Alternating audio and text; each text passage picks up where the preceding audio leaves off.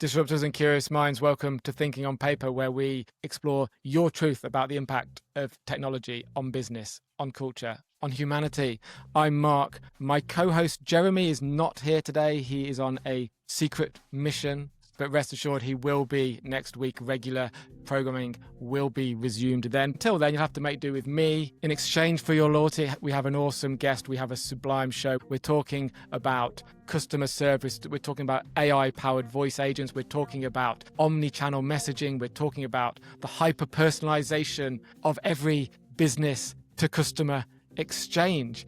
Anyone who's experienced an AI chatbot in 2025, at worst it's infuriating, at best it's passable, but you're helping to change that, aren't you? Brian Kenny, welcome to Thinking on Paper. Thank you for thinking on paper with us today. So you've got a history, a background in multiple businesses, not all of them connected to AI, not all of them connected to customer support. What brought you here on your journey? What was your aha moment, if you like? It's a fantastic question. So I think to summarize it up, I think the biggest problem that I've noticed in customer experience or customer service at the moment is if you ring up, your broadband provider or your television provider or your bank or whatever it might be, it's always the same situation that I've encountered where it's like really long wait times. It's disconnected responses where I could be ringing maybe 2 or 3 times because I got to reiterate the same problem to a different customer service agent. They don't know that I rang multiple times before. They got to pull up my record. And it's all so very, very transactional, right? Like it's like kind of take a ticket, stand in line. Once we've dealt with your query, you're off my books. We hope you get your problem solved, but we've no idea. It's each kind of agent is essentially just doing their role and trying to get through as much volume as possible. And using things like CSAT scores or customer satisfaction kind of tables in order to determine have we done a great job or not. And I honestly think that, in this modern age with the amazing technology that we have, that there's such amazing potential and opportunity for building a customer experience platform from the ground up for the modern consumer. And so this is essentially where MOMNTUM has stepped in. Our goal is really to leverage artificial intelligence and AI to build a strong relationship between a business and its customer. So we've been on this mission now since January. We've had some substantial kind of breakthroughs along the way, but the goal that we've set out to do is to really strengthen that bond between the business and the customer and focus intently on lifetime value, as in customer satisfaction over long periods of time, rather than transactional, on the phone, deal with the query and move on style customer service. I have the impression that customer service has deteriorated in the current age of AI, as bad as it was when it was just speaking to a human over the phone. At least you felt like you were getting somewhere. You have the experience now isn't better on the whole. It feels more truncated. It feels slower. It feels like your problems aren't really being resolved. You raise such a good point, which is, with the evolution of AI, it seems like everybody is deploying these solutions, but we're getting nowhere. And this is mainly going backwards and like driving people crazy. And it's mainly around this idea where it's like an iterative approach, as in this is how customer service is right now. And then we take the block of AI and we stick it on top, and then we cross our fingers and we hope for the best. And I truly believe that that's just not going to get us to where we need to be. So there's really fundamental things that we've done from the ground up as we build it completely for the modern consumer from the ground up.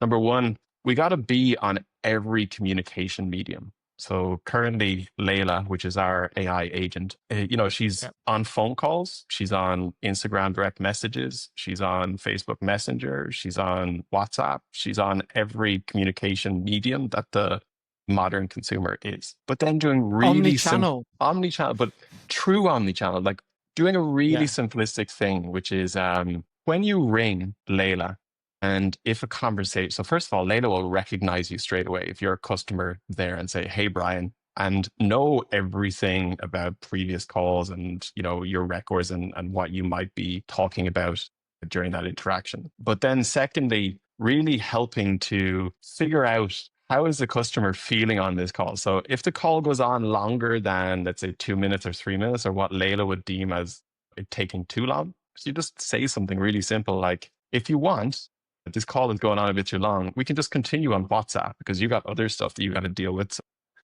If you want, hang up the call and I'll send you a WhatsApp and we can continue the conversation there. And there's all of these really, I would say, simple ideas, but modern consumer experience ideas that puts the customer first and builds that bond together with the customer and the business. Chat GPT-5 has just come out. Everyone's experimenting it, see where it's weak, see where it's strong. So at Thinking on Paper, we like to use the AI to curate all our episodes. We have transcripts for over 200 shows, different guests across different domain, put them all into an open. I know we shouldn't be doing that. We should be using a decentralized AI platform on site, but we do. And one of the things I find continuously, when you have that much data, that many shows, it gets confused between the shows. It can't keep track. It can't separate. It mixes up the guests. It mixes up the topics. When you ask it to join the dots between show 50 and show 75, it can't do that. How is your I think you call it a relationship language model, solving that problem? If you have all these different customers and it can identify their past histories, how is that? How is your model working to make sure that it's picking the right person, it's getting the right history? Yeah, so we've noticed that too. We've noticed with even really large context windows, the larger the information set that you give to one of these frontier LLMs, the more Jenga tower wonky the kind of the response comes back. Yes. And so what you don't want to do is to have a large thread and then try to just continually add more and more to this thread with one of these external models. So what we've really tried to keep as proprietary as possible is, first of all, we're completely privacy focused first. So with any of the advancements that we make within our ORLM or anything around emotional intelligence, we want to really protect privacy and the responsibility that we have in building technology in AI.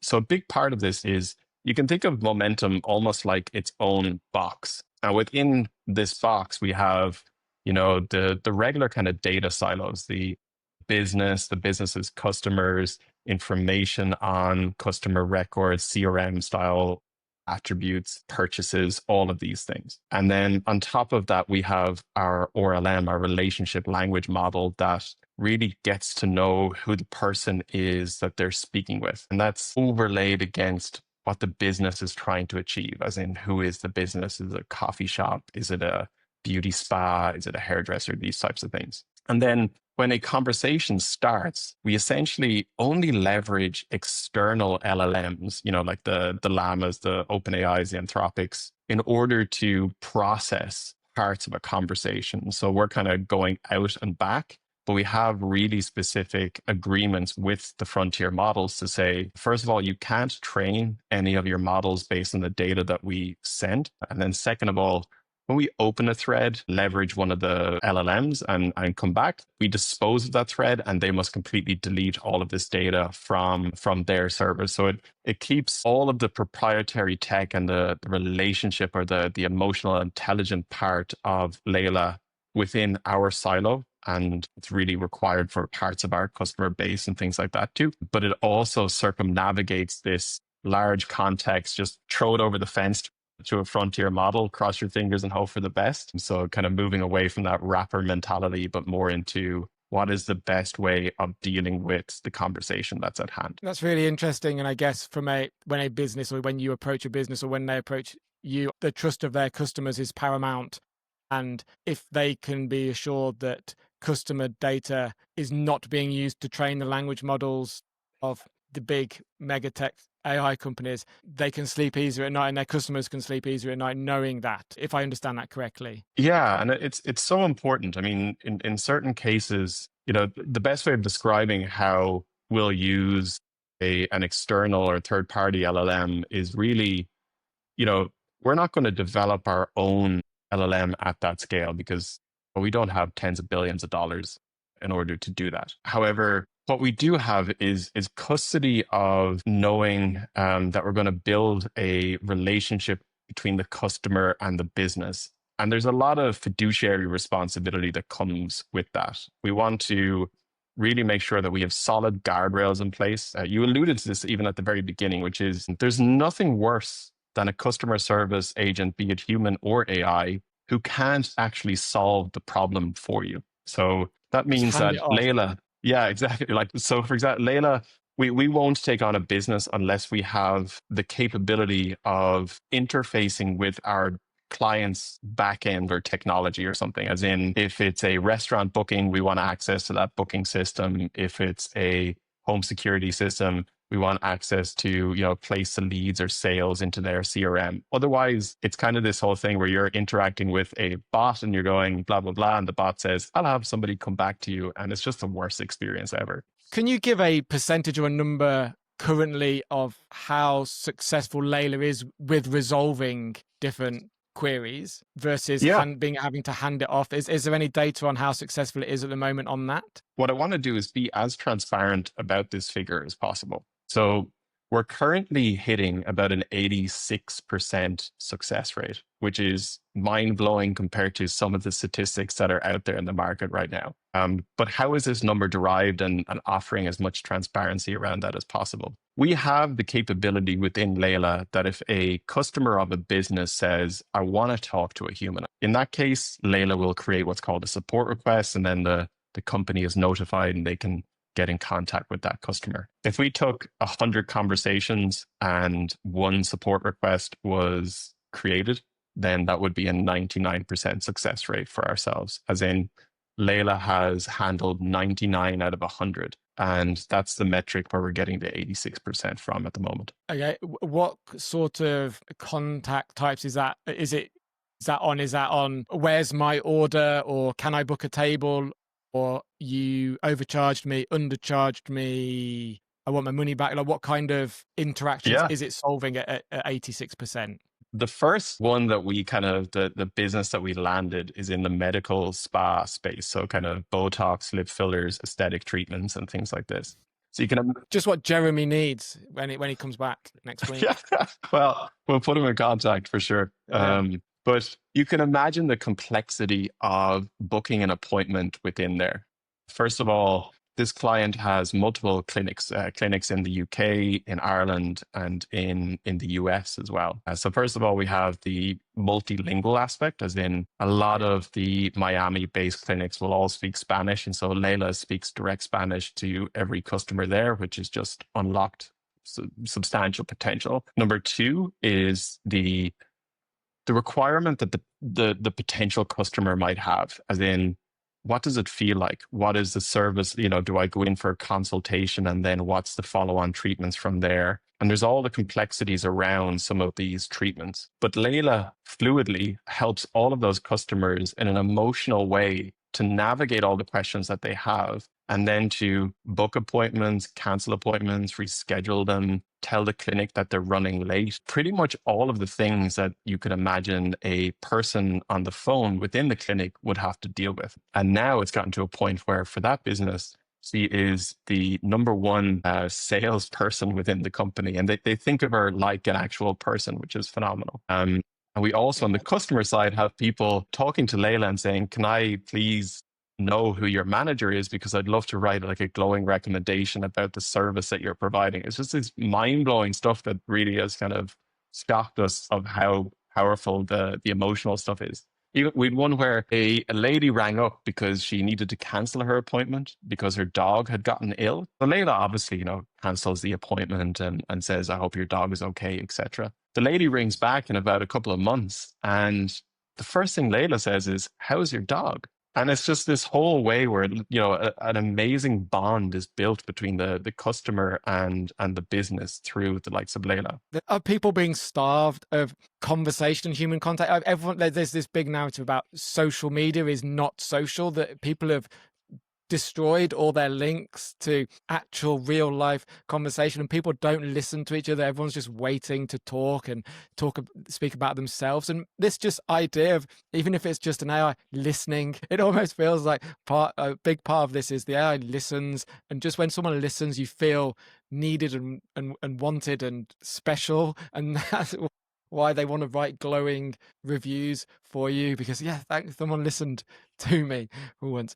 It's so true. Like, you think the real reason, like when I really think about it, is we dug into the economics of the whole situation, and it turns out that any growing business, there comes like this inflection point where it no longer becomes economically viable to keep customer service in-house. And so we look for external solutions like contact centers, different pieces of software, all these different things to manage it. And we decided, like, it's got to be possible to flip that on its head, where if somebody who is passionate opened a coffee shop tomorrow, they'd be so proud of their coffee shop, and they'd know every customer that's a repeat customer and say, "Hey, Brian, you want your filter coffee like normal? Hope all is well. How's momentum going?" etc. That should be like the status quo for large enterprise customer service, like an intimate relationship between you and the business, and for them to really know and value who you are as a single customer. The anti-Starbucks, like, you don't, their tagline could be whatever the name of the cafe is. We don't need to write your name on a cup because we know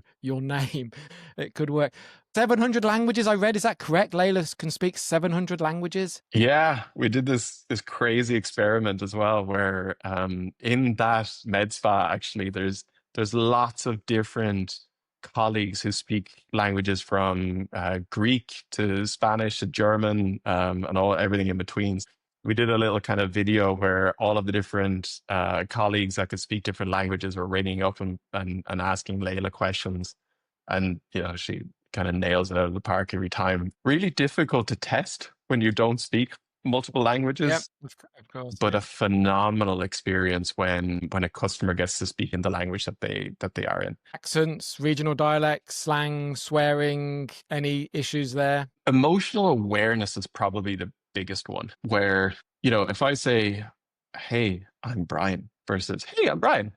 And there's all of these different ways that you can say the same thing in a different context. And then there is the regurgitation of that emotional response back. And this is where all of our proprietary tech comes in the most. If somebody is upset about a situation, it's embracing that. It's trying to ensure that the person feels heard and understood, rather than feeling like they're talking to a robot.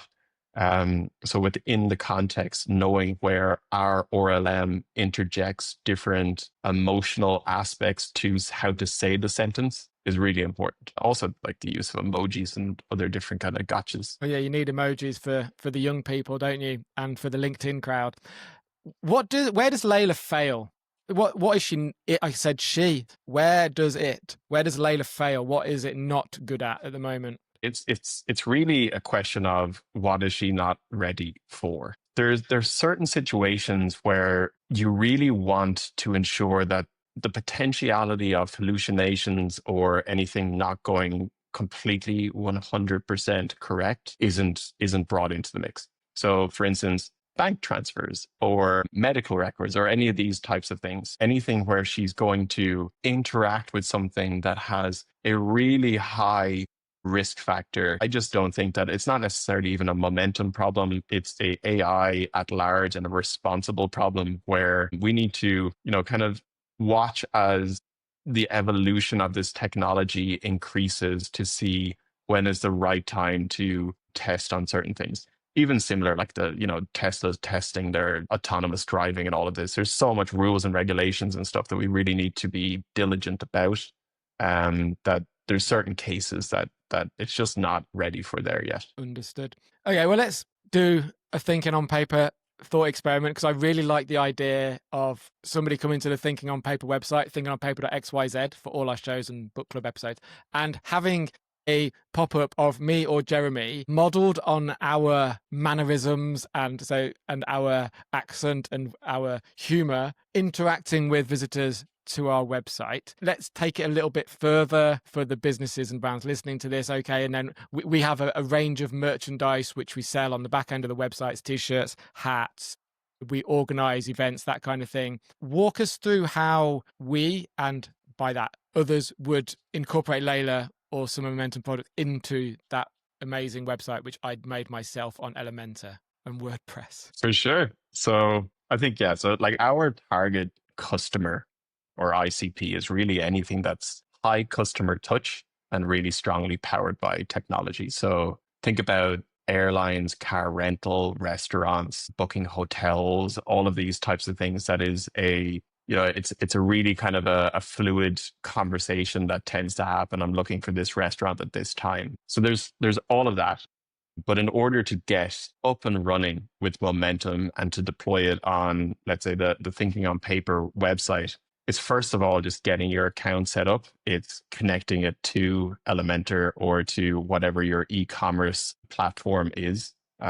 Even going back to, let's say, the coffee shop scenario, then there would be a little chat widget on the website. There'd be a WhatsApp number. We'd provide you with all of the kind of phone numbers where everything is ready. You can connect in your Instagram, you can connect in your Facebook, and then we can train Laila on exactly what we'd like her to accomplish.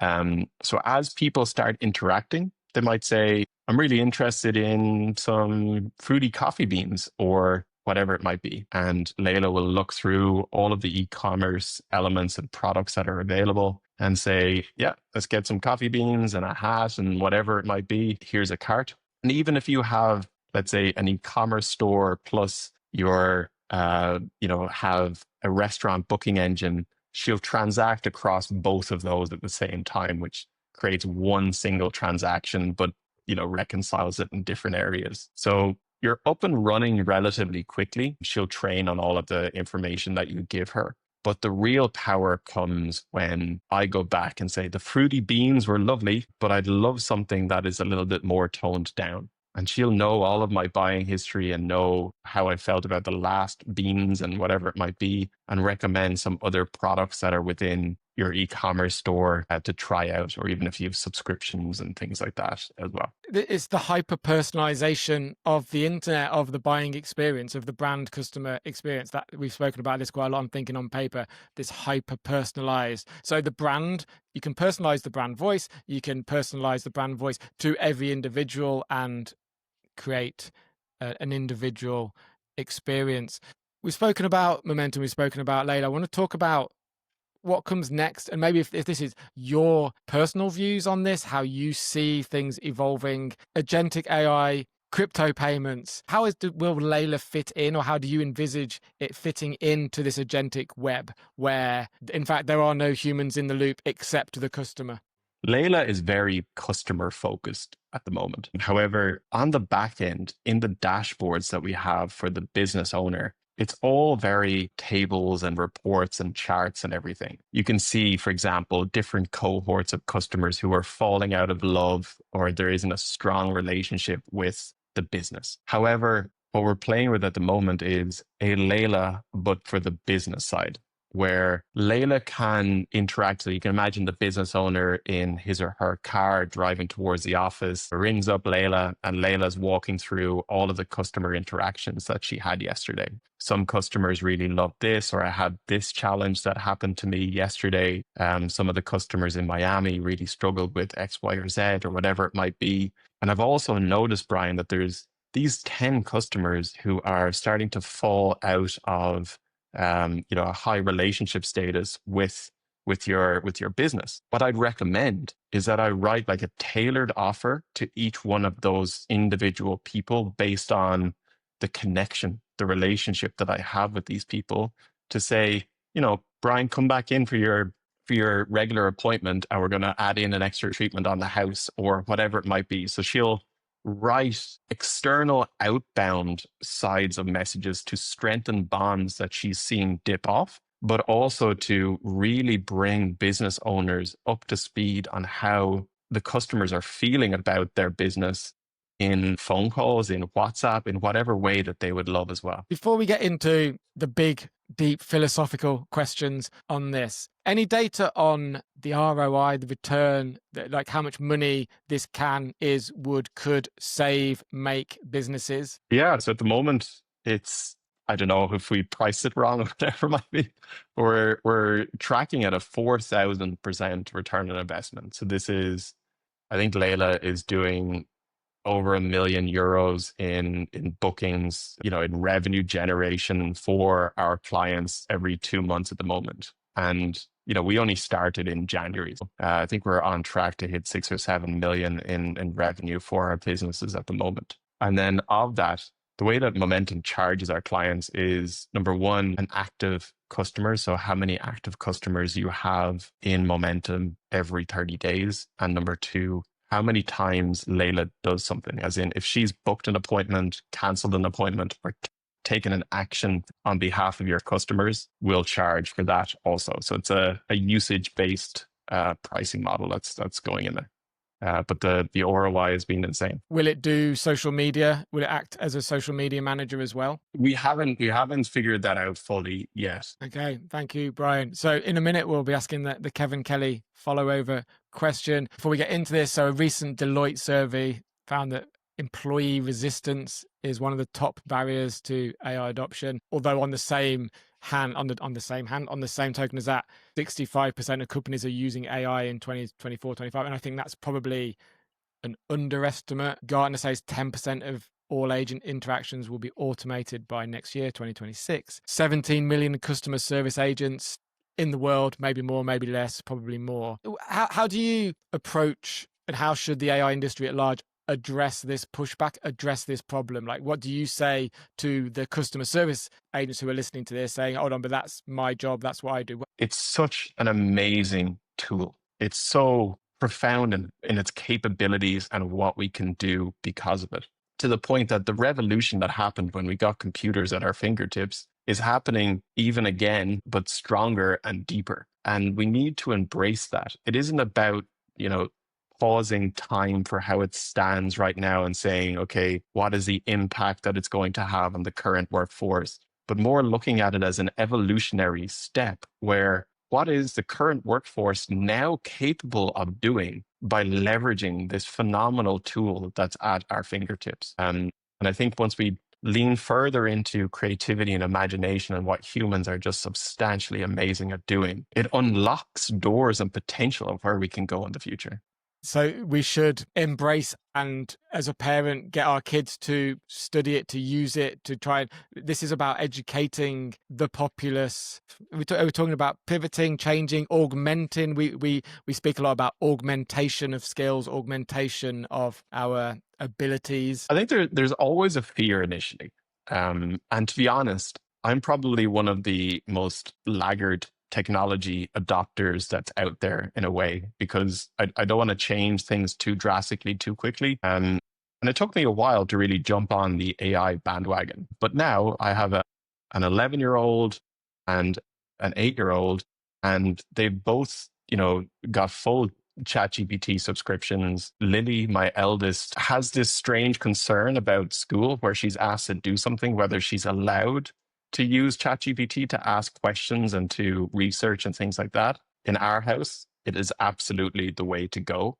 To a point where she's starting to, we went on holidays recently and she'll ask ChatGPT, how should I pack my bags? Like, what, you could write me out a checklist and try to help me to not forget things. So it's amazing to see once people have leaned further into what this technology can unlock, where it can bring them, and what kind of bandwidth they can leverage their mind over to ChatGPT, rather than being too worried about, well, first of all, where are we going to go and what's the fear side of it. I think we do need to be responsible about it. I think it's really important that we get some sort of regulation around AI at some point in the future, that we really help to, I wouldn't say curtail, but put some sort of responsible attitude on commercial innovation moving maybe a little bit too quickly. Like if you had your OpenAIs, Anthropics, and all of the people who are really pushing to go fast, can we get to AGI, releasing models on a really fast cadence, and it becomes a commercial land grab question rather than a responsible one, then I would like to see kind of regulation placed around that and responsibility placed around that too. What would you like that to look like? Would that be a global AI strike force? Would it be country by country? Like, how do you think that would work best? I don't know is my answer at the moment. I mean, I've been keeping up to date on the EU AI Act and what's going on in the US and some of the other aspects that are coming out. In a way, some regulation can curtail commercial viability and speed in what we can do with the technology, but it's a tough problem to solve, but I think we'll get there. I've always seen the world as more of a global one, of which, as amazing as different countries can be, I think we're all global citizens. And I think AI, in a way, is a testament to that we need to figure this out as humans, as we say, in order to really double down on where it can bring us in the future. Can I ask you a personal question? So you might be able to help me on this. So my daughter's not quite as old as yours, and she loves drawing like a lot of kids. She draws her own cartoons, animations. She draws still life. She, like, any excuse she gets, she'll draw. And she hasn't used AI yet. And my initial thought would be that an image generator would be the best place to start. But then I think if I give her the keys to that, will that stop her drawing, or will that encourage her to draw something different? Like, it's a big battle in my head about whether to give her the keys to this or not. And have you noticed any change in how they create? I think it's such a valid, really, really strong point that a lot of people really need to think about at the moment, which is how much of your creativity and imagination are you handing over to an LLM in order, and completely willing to take the LLM's output and call it, that's the way that I'm going to go. I think that that's completely something that we need to be very cognizant and aware of. Stifling creativity is something that I would completely push against. And so when it comes to mass knowledge search and summarization capabilities within AI to see things that you can't potentially see right now, to jog the memory, to really understand and understand what's possible, AI is phenomenal at doing it. You can't ask it to do your homework. You need to understand what it's responding, and you need to have the competency to take it in, learn it, ask questions about it, and understand it. And if there's concepts in there that you don't understand, then you can ask it to, bring it down a few levels, teach me like I'm a Labrador type of thing, or whatever it might be. I think it's phenomenal when you lean into it as a self-improvement or self-educational tool, but handing over your fiduciary or kind of your responsibilities or your questions or your work to it and saying, just go do it and I'll see you later, is not the right path. And you can see this with a lot of kind of coding at the moment, where we call it vibe coding. But, if it's returning all of this code and you're not sense checking what it is, or making sure that it's adding it in the right spot, or it's the correct interpretation of what you wanted, then it's not the right path. You're going to end up with this whole spaghetti code base that isn't where you need it to be. So a great tool, a great addition, but it shouldn't substitute for your daughter's creativity, your drawings, your kind of time to be creative. Wonderful answer. Thank you, Brian. Thank you for thinking on paper with us. I think you've left our audience with a lot of questions, some great ideas. Any businesses, brands looking at this and wanting to update or upgrade or think about how AI that is used in their workflow, I think you've given them some good ideas as well. I appreciate your time. I got one last thing for the disruptors and curious minds out there. We've got a book club at Thinking on Paper where we read books slowly about technology and the impact. At the moment, we're reading Empire of AI by Karen Ho, Dreams and Nightmares in Sam Altman's OpenAI. Previous books include Nexus, Yuval Noah Harari, The Design of Everyday Things, Don Norman, Irreducible, Federico Fagin. You can check all those out at thinkingonpaper.xyz. We record those live, so if you are reading Empire of AI, check out the website. You can join us. And on that, Brian, so Kevin Kelly left us a question that we now ask all our guests at the end of Thinking on Paper. What should humans be, and how does technology help us get there? I think humans should be explorers and adventurers, and continually challenging and pushing themselves to go further. And technology is probably one of the biggest aids in doing that.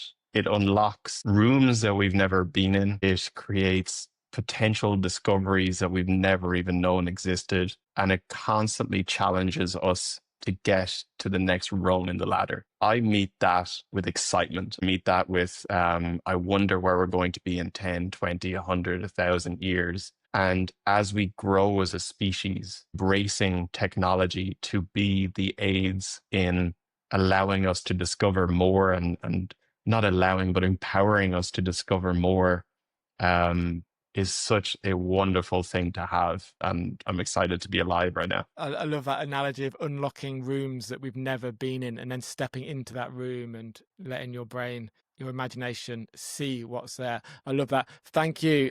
Do you have a question that you'd like to leave for future guests of Thinking on Paper that we can add to our canon of questions? Yeah, I mean, not thought about too deeply, but I would say one question that I've often tried to noodle over myself is really, should an AI agent acknowledge themselves or introduce themselves as an AI before you interact with them? No, is my off the cuff answer to that. I think that personally, long term.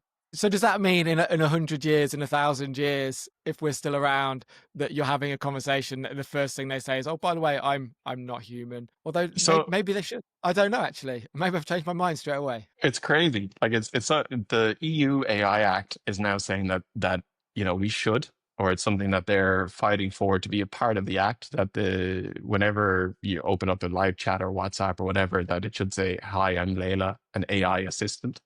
However, I don't know if that's the correct path. I mean, we've even shied away in Momentum from, an AI kind of listing out bullet points of information, because a human would never do that. Like if you're looking for slots, it's going to be written in a text and sometimes poorly formatted and everything else. And I think we want it to be as human-like experience as possible. But it does leave us with this question of, should Laila always introduce herself as an AI, or, which is our current path or current situation, whenever you ask Laila, is she an AI? She'll of course say yes.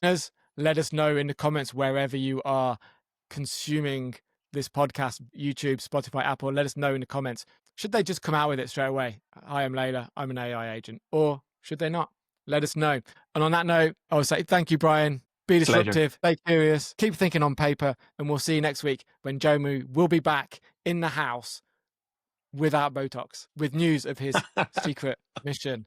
Thank you very much. Thank you.